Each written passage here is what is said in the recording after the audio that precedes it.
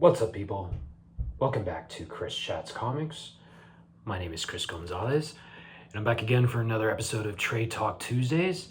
And for this week's episode, I'm going to be discussing Teenage Mutant Ninja Turtles, and this is by Jason Aaron. This is Volume 1, first half of his recent TMNT run. Can't wait to dive into this, so let's go. Welcome back, and so Trade Talk Tuesdays is the video series where I highlight and discuss and go over one or a couple of collected editions, whether they just came out or they're in my collection. And it doesn't necessarily have to be a trade paperback, but it could be, a hardcover or whatever. But yeah, so like I mentioned this week, going over Teenage Mutant Ninja Turtles, the Jason Aaron run. This is Volume 1, and it's titled Return to New York. And like always, I'm going to be reading the back excerpt. So yeah, the Turtles have all left New York to pursue their own interests, but gathering forces will pull them back together in the first arc of a new ongoing series by superstar writer Jason Aaron and an all-star lineup of artists including Joel Jones, Raphael Albuquerque, Cliff Chiang, Chris Burnham, Derek Robertson, and Juan Ferreyra.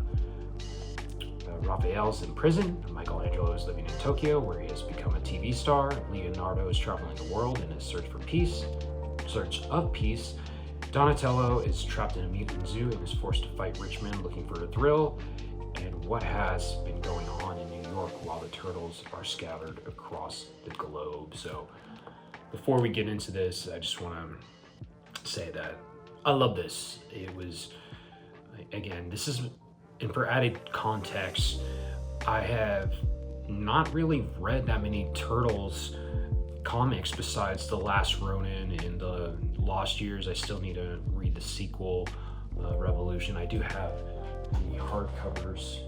So, but yeah, those were the only comics that I've read from the Turtles. My first foray into the Turtles was probably, the 90s live action movies, and then, the variety of animated shows throughout the years, and also the Michael Bay live action movies with Megan Fox, even though they weren't that great. The most recent animated movie, Mutant Mayhem, was incredible, so I can't wait for the sequels. But this is essentially my first run into a mainline Turtles comic, and yeah, I just love this.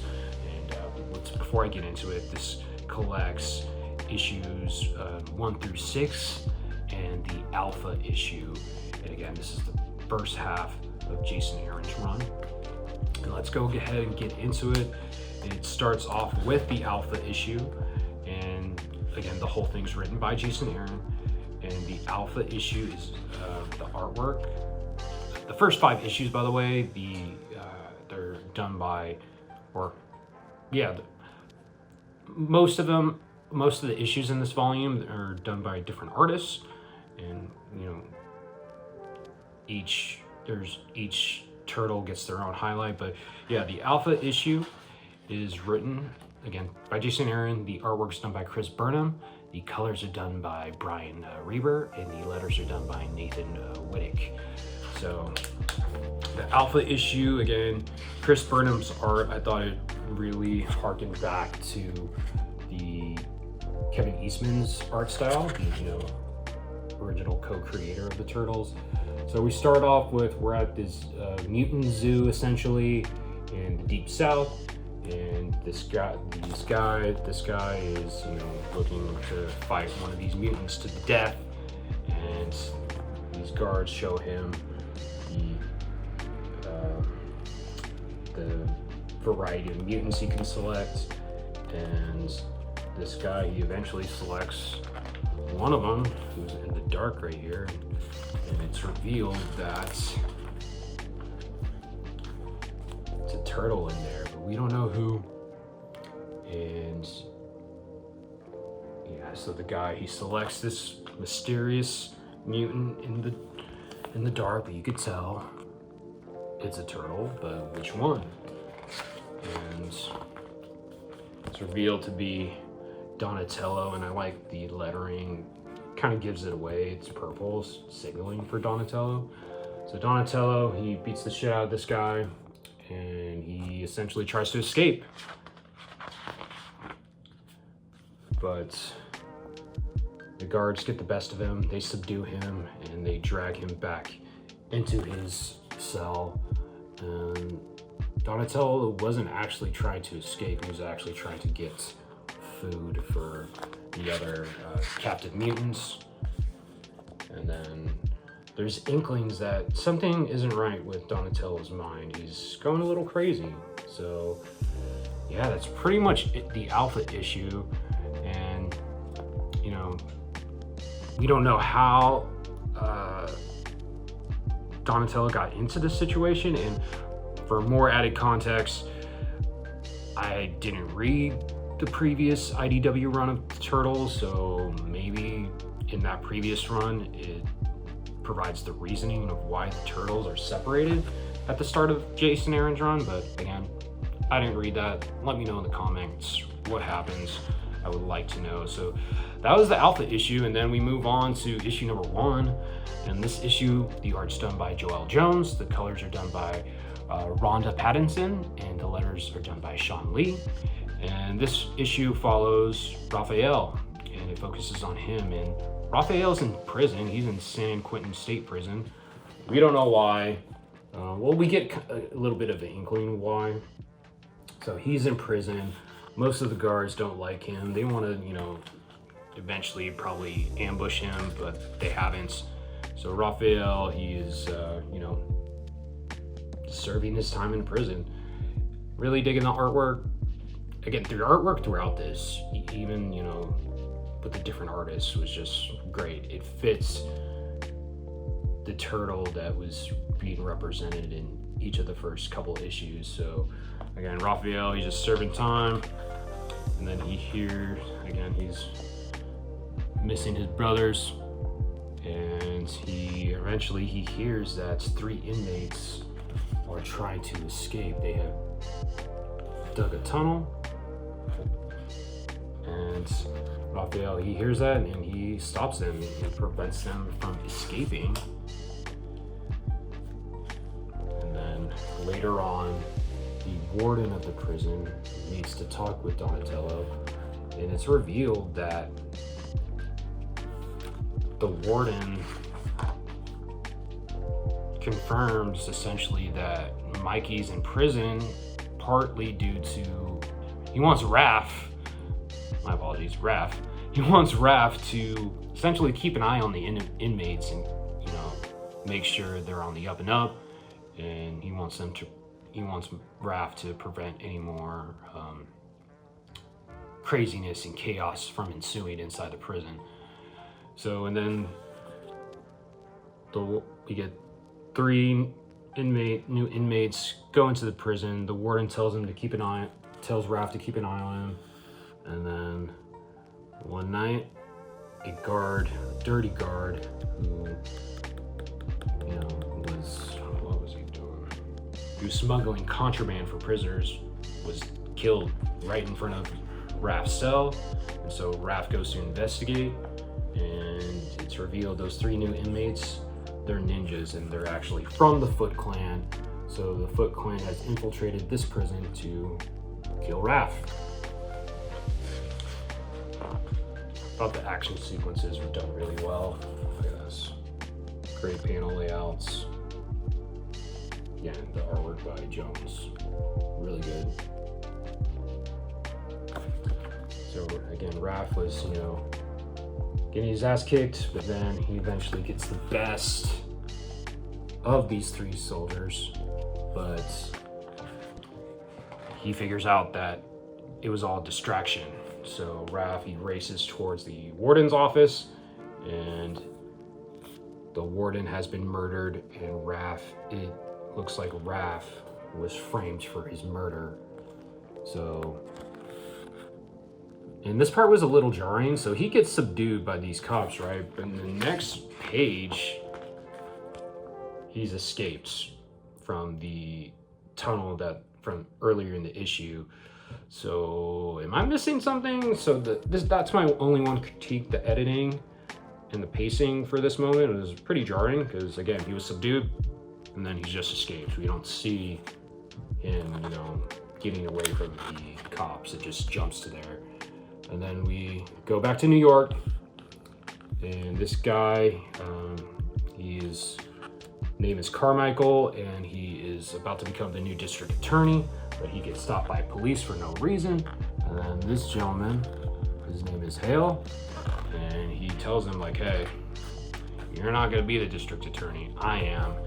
And they straight up murder Carmichael, and now the Foot has infiltrated the courts by allowing Hale to become the new district attorney. So the Foot now has a clan the Foot clan now has a guy on the inside to infiltrate the judicial system.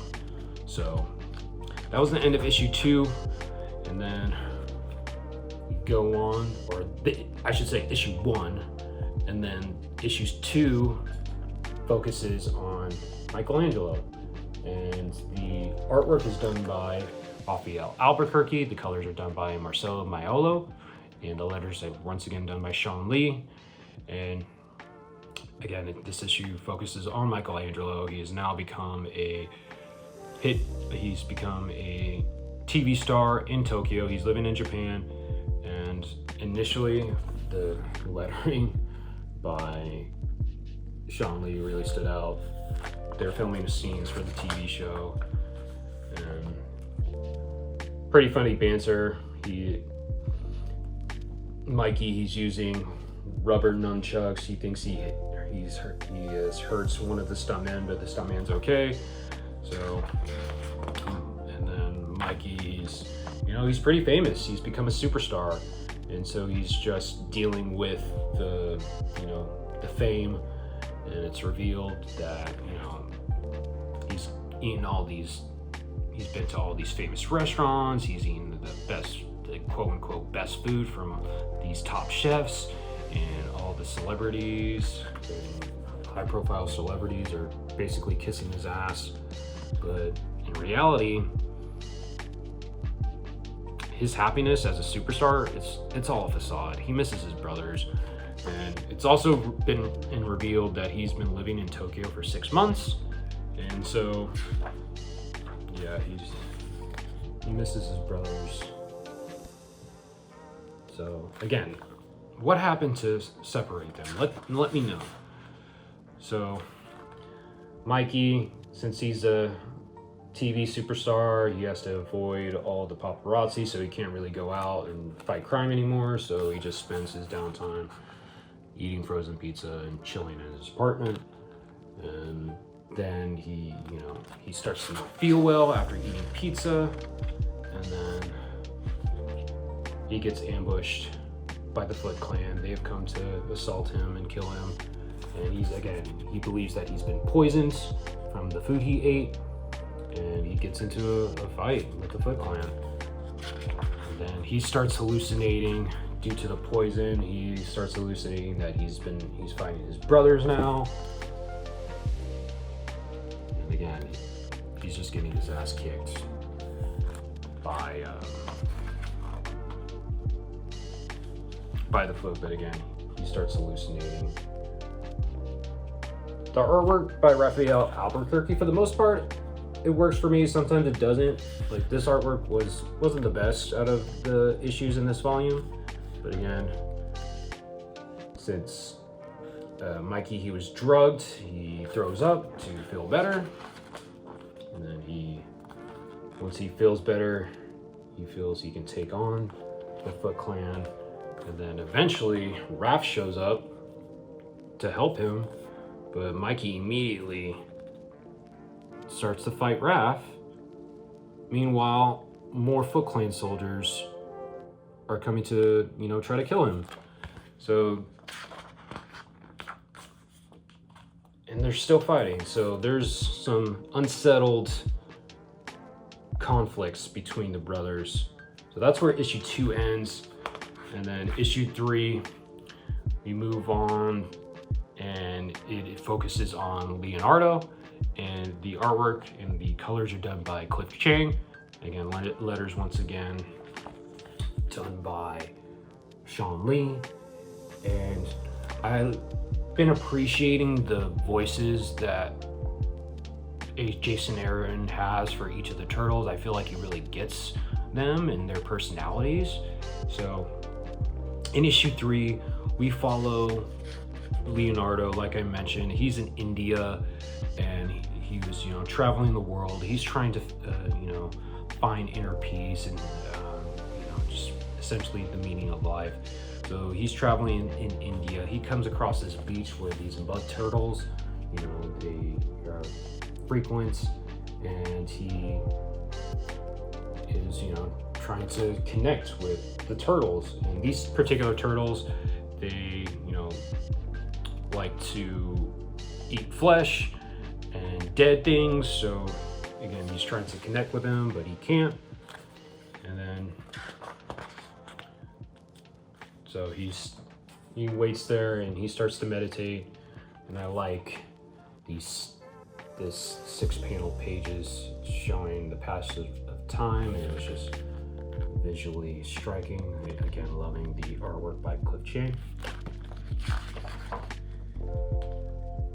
And then later on, poachers come for the mud turtles to try to capture them, but then Leo steps in and he saves them. He incapacitates the poachers, and then all the turtles start to fuck with him, essentially. So he's becoming one with his inner turtle.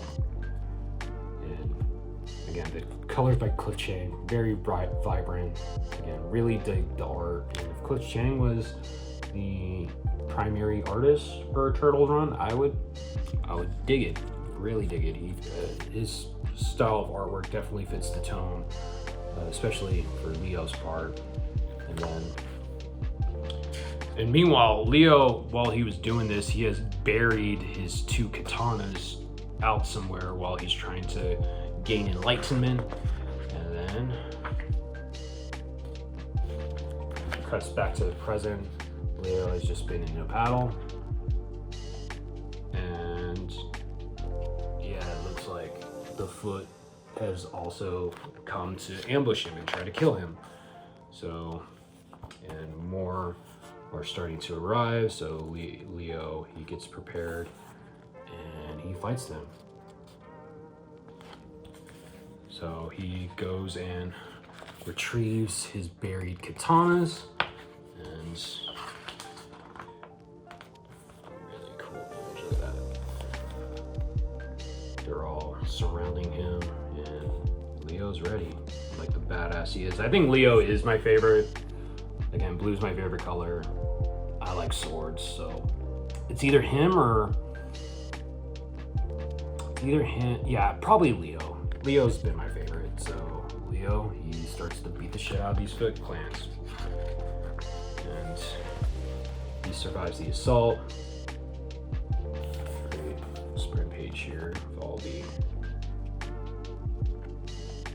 dead Foot Clan soldiers. And then eventually, Leo, he hijacks one of their helicopters, and he is heading out now. And I like how the turtles, since they, eat dead flesh, they are going to eat the dead Foot Clan soldiers that are on the beach. And then we cut back to Tokyo, where Raph and Mikey are still fighting each other. And again, while they're fighting each other, more Foot Clan soldiers prepare to attack them. And then they eventually, briefly settle their differences, Mike and Raph, and they fight the Foot Clan. And then, they pretty much handle most of them, but then Leo crashes the helicopter into Mikey's apartment. Raph tries to help out Mikey, but again, Mikey's still pissed off at Raph. And then Leo tells his brothers, like, hey, stop the foolishness. We gotta go help Donnie. He's in trouble. So that's where issue 3 ends. So great artwork, really like that issue. And then we go to issue 4. The artwork once again is done by Chris Burnham.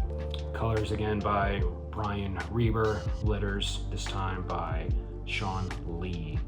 And you see that a disheveled Donatello, he's walking down this highway. And this is apparently Master Splinter has died, so he has Mikey, spent his majority of his time in the woods by Splinter's gravesite, grieving, and then he's on his way back to New York City.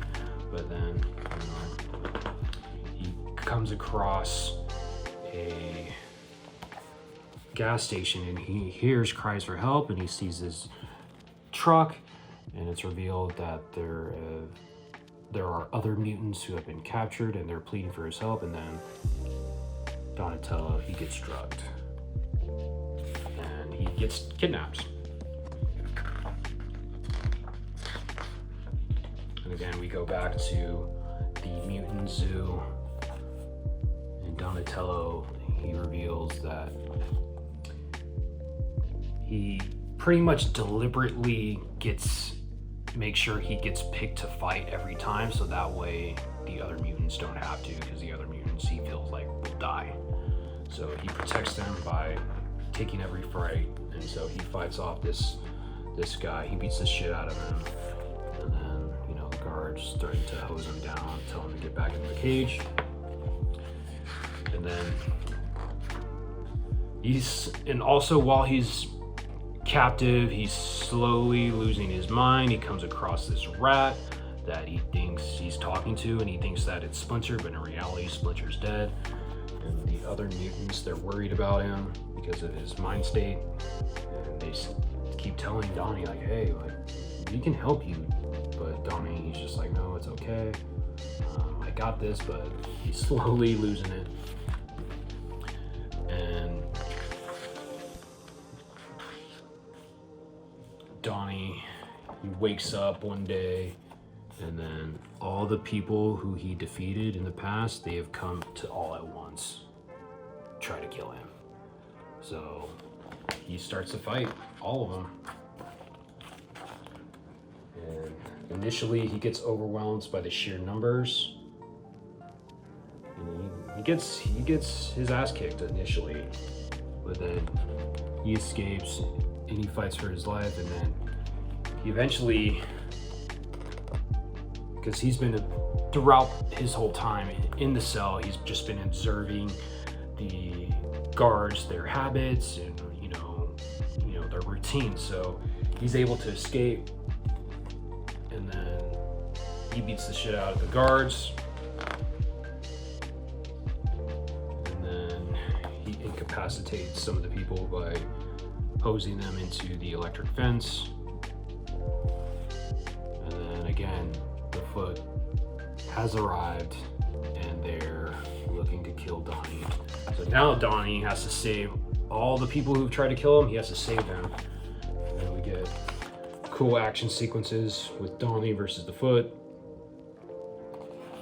Look at this. Look at how cool that image is. He's got his pole there, just beating the shit out of him. Great image right there by Chris Brown.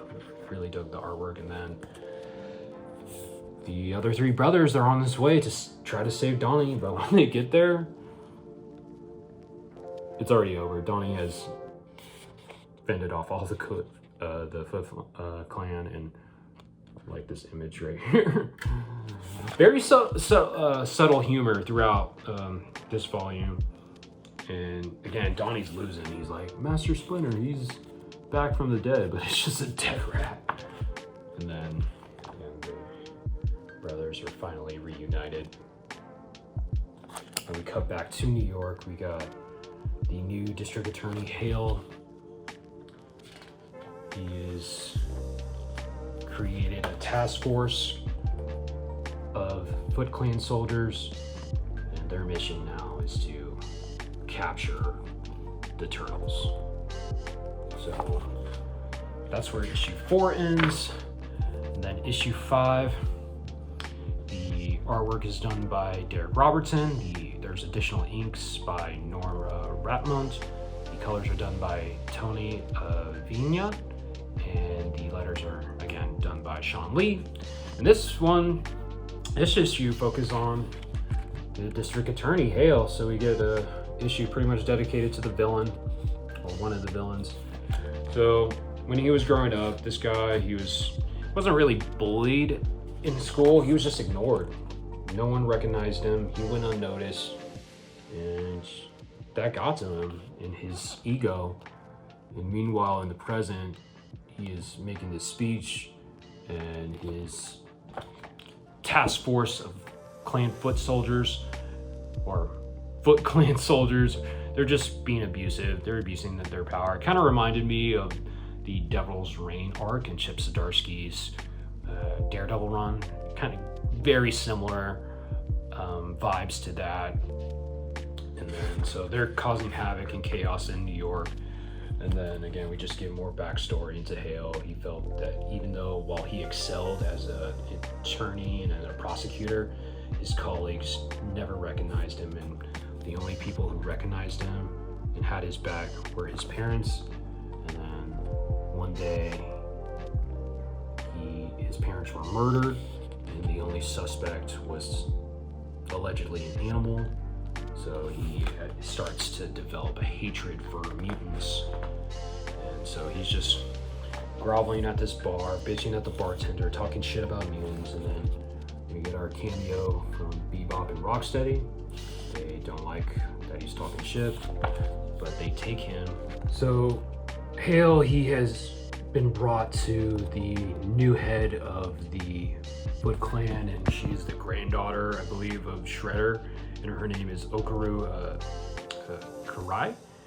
And she gives him a proposition. She presents him the alleged killer and murderer of his parents, and she offers him to this test to essentially beat the shit out of him, beat him to death. And she drops this like mace in the middle of them. They both reach for it. Hale, he gets it, but he can't find himself to kill him. But then, Okaru, she subdues the mutants, and she tells him like, hey, she essentially video records him and blackmails him to do her bidding, and she's like, hey, you're gonna be the district attorney. And we cut to Casey Jones. He confronts the task force, and he starts to beat their ass, and he gets subdued eventually. And Hale, essentially, taunts Casey, and it's revealed that, the Foot Clan, they obviously were sent out to take out each of the brothers, but again, they were unsuccessful. And then Hale, he visits his parents' gravesite, and I applaud Jason Aaron for, through his writing, making Hale a little sympathetic in this issue, because again, he loved his parents. His parents were his only supporters, and they were murdered. So you understand why he's doing it, what he's doing, and why he has particular feelings against the mutants. And so Hale, he presents Casey with the mace, just like Okaru did to him. But before that, Hale, he kills that mutant by slamming just beheading him, essentially. But then Hale, he shoots Casey. So that's the end of issue 5. And then in issue 6, Juan Ferreyra comes on the artwork, and he does the colors as well, and the letters are once again done by Sean Lee.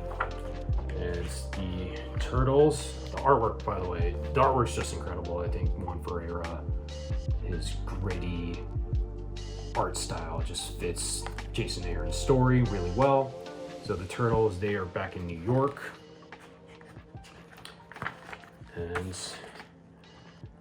they need to confront the Foot Clan. And I just love, it was cool seeing them back in New York, and the build-up was great.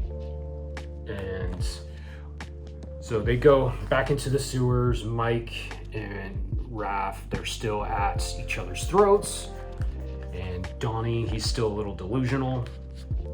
So the brothers are just bickering the whole time. They are not on the same page, and we still don't know why. Well, again, if this was addressed in the previous run, again, I didn't read it, but they're still at each other's throats. And then once again, they get ambushed by the Foot Clan. So they escape, and they go out onto the streets since they can't hide in the sewers. And then this exhilarating chase scene happens, and the action sequences are just, again, exhilarating, very kinetic, and that's all due to Juan Ferreyra's art. So shout out to Juan Ferreyra. I remember first coming across his artwork in the final arc of Joshua Williamson's Batman and Robin run. I thought it was great then, and I know since Teenage Mutant Ninja Turtles, he's once again teamed up with Jason Aaron on his current run of Absolute Superman. So he's continuing to work with Jason Aaron. I think they're a great team. But yeah, back to this. So the Turtles, again, they're trying to escape the Foot Clan. It looks like they've infiltrated all aspects of New York, including the police. So they're trying to find a safe haven and, recoup and to, figure out a plan. But again, they can't hide anywhere. They're just on the run. And all while they're still fighting, they're still bickering with one another. And Donnie, even the firemen have been infiltrated by the Foot, and Donnie's about to get axed on. And then we cut to the hospital, this particular hospital, and this is the first appearance we have of April O'Neil in this run, and she visits Casey. Casey's in a coma from the gunshot from Hale, and April, she's just telling Casey, like, hang in there, you're needed. And then she picks up the mask, and so yeah, and then again, more bickering amongst the brothers, and Leo, he has had enough of Raph, and look at that, you can feel the punch, look at that. And so now Leo and Raph start fighting, and again, they just can't get along. And the brothers, they're surrounded. There's enemies everywhere. And Mikey, he says that, tries to get through to Donnie, because Donnie, again, has been holding this dead rat with him, thinking the dead rat's Splinter. And Donnie's like, what has Donnie said? Our father is dead. And Donnie's like, well, whose voice I've been listening to? So again, they're all surrounded, and it's looking bleak for our brothers.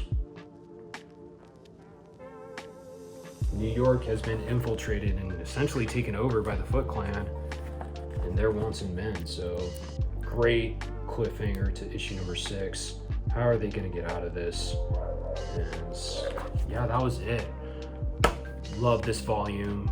If you're a Turtles fan, if you're a fan of Jason Aaron, and if you're a fan of just great comics, I highly recommend Teenage Mutant Ninja Turtles. And this is volume 1, The Return to New York. This is the first half of Jason Aaron's run. He really gets it. You can tell he's a fan of the Teenage Mutant Ninja Turtles.